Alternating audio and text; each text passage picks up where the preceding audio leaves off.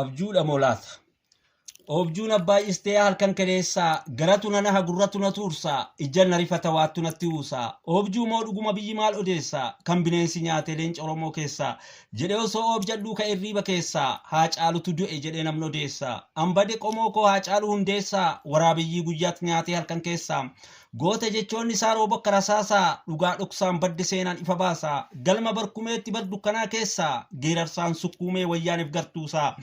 Gaaf gaarreen adawaa maqaleef naannoo isaa diinni Oromoo baruuf ija isaa babaasaa. Oromoo baruu hin beeku farda isaa Oromiyaaf sirbe dachee biyya baasaa. Saba isaatiif falma kanuma badiinsaa way agartuu sabaa qacalee koo boonsaa. Leenca gaafa xiiqii illaatiin harkasaa jecha siin madaalu dhabe sammuu keessaa. Jechan hanqata maal jedheen si ibsaa si of duraa dhabe eenyuttan si obsaa. Diinni galaafatu isaa caalu hundeessaa seenaadhaan jiraatta onne Oromoo keessaa. Nagayaan boqodhu jedheen si geggeessaa nagayaan boqodhu jedheen si geggeessa.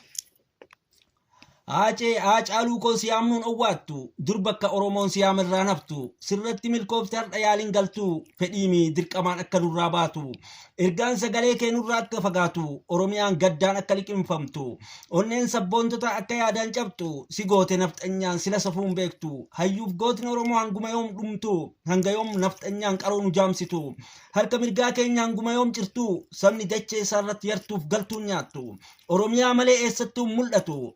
Addeessinuun ifne bariite maal jettu bakkalchaa fi urjii samii diddiimattu duumessan liqimse waa takka mul'attu. Kanaaf waraabessi kan yuuseen nyaatu yaa ijoollee aabboo dhaamsa koo dhageettu tokkummaan qabsaa imaaliif wal falmitu keessummattu dhaala jedhan oddoo yartu gootummaa addunyaan kaleessanuun beektu maaloo hin salphisin hin ta'in sodaattu lammiif malee biyyi namaan naatu. Lootut nu doorsisa yoo bofni ni uddu du'aa goota keetii osomaa uwwaaltu osoo gaddaan cabxee gurraacha uffattu garaan silaalachaa ijji mimmaan boottu of jabeessii ka'i tokkummaan haa cimtu ekeraan nafxanyaan irratti hin faarfamtu Oromiyaan dirree waraanaa hin taatu barcumaa kabajaa abbaa kan eeggatu gumaa gootaa baasuuf tokkummaan haa cimtu haa caaluun gootni koo leenca sabaaf aadu. Seenaadhaan jiraata lubbuun isaas duutu goota koo Oromoo yoomuus hin dagatu si of biraa dhabee aaree osoo maraatu tokkoo lamaa miti kan rasaasni nyaatu Oromiyaan guutuun gaddaa yoo sochootu maal godha haacee koo ol jetteen argitu gubannee maraannu sila nuun deebitu nagatti teessontee jannata haa taatu nagatti teessontee jannata haa taatu.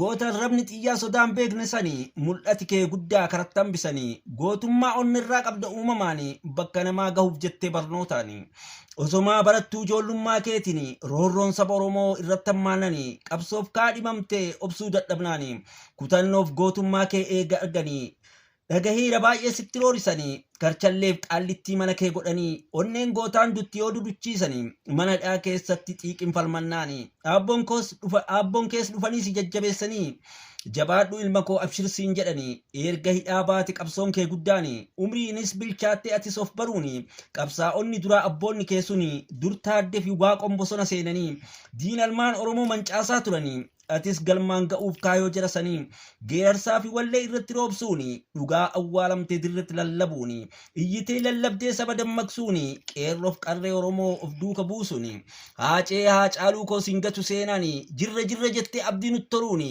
jijjiiramni dhufe injifannoodhaani Oromoon maasara mootummaa seennanii bara diinaa sanuu nuu baatee nagaani.